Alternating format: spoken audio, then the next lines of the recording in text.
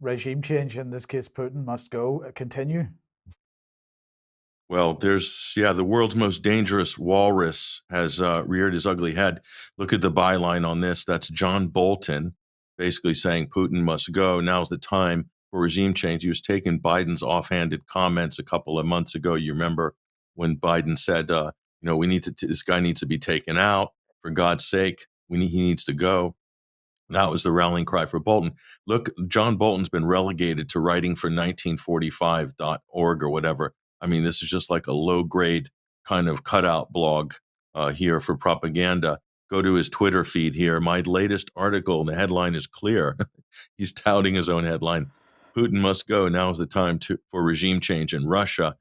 There is no long term prospect for achieving America's critical long-standing goals of peace and security in Europe without regime change in Russia. He's saying not just Putin, he's saying any loyalists or anybody affiliated with Putin. I mean, it's just kind of fantasy, but this is what's passing now as kind of legitimate political analysis from some of the more strident war hawks and the chicken hawks like Lindsey Graham, John Bolton. I just want to show this is his Twitter feed. If anyone hasn't seen this before, I mean, an exhibition in vanity. That's no one's ever seen a Twitter profile like this before. This is John Bolton, and you have to question where this guy's head is. But funny enough, John Bolton was on Piers Morgan's Uncensored. I think that's the name of his program.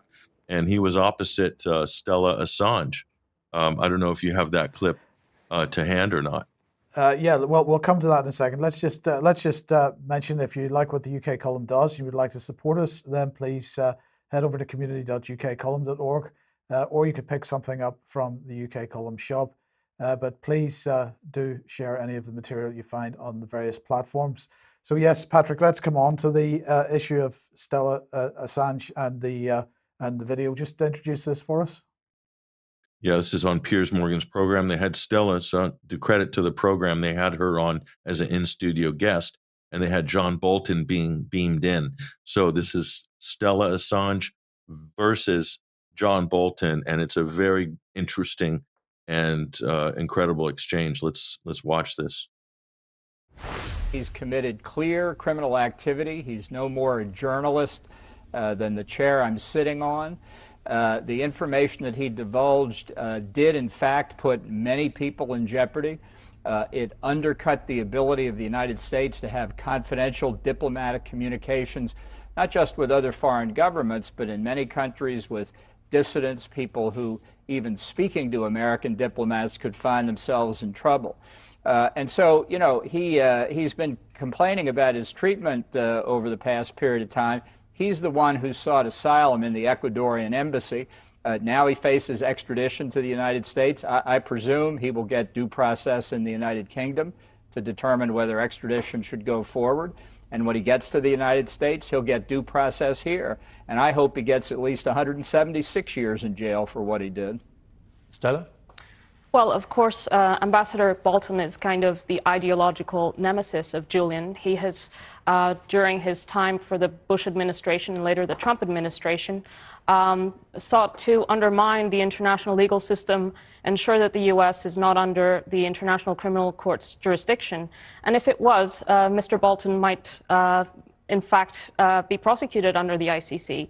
He was one of the chief cheerleaders of the Iraq War, which Julian then exposed through these leaks. So he has a conflict of interest here. Okay, so that's pretty clear. Any final thoughts on that, Patrick? I think she was being a little light on Bolton, actually. And by the way, Julian is not getting due process in the UK. It's a total political trial. The U.S. government's directly involved. They're harassing the legal team. All of this stuff, the surveillance against the legal team and Assange himself, that it's a political prosecution. So the U.S. and the UK extradition treaty is very explicit on this regard, that political prisoners can't be, or for political reasons, can't be extradited to the U.S. It's totally political, plus all the U.S. senators and Mike Pompeo with the assassination plot and all this stuff. So it should have been thrown out a long time ago.